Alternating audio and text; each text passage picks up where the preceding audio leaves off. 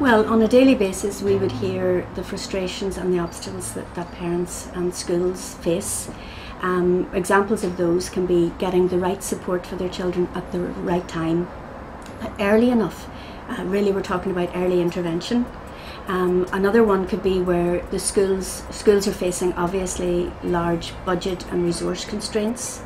Also we hear the frustrations from parents about long waiting lists. It's taken very long for children to get to the point where they get assessed for their needs.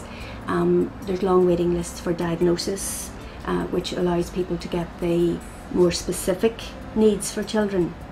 And all of these together slow up or impede the whole process, and what means is that the children aren't actually getting the support in school at the time when they need it most.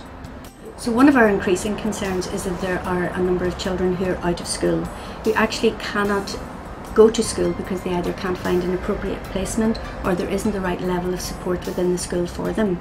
And we'd like to see the specialist training within the schools and more specialist settings to take account of the very complex needs that children with special education needs are facing. Embedded in the current system is the principle of collaboration, and that's collaboration between schools, parents and the Education Authority. Where they work together with the common goal of trying to get support into school for their children. What SENAC would actually like to see is parents are made more aware that they can be equal stakeholders in the decision making about their child's education.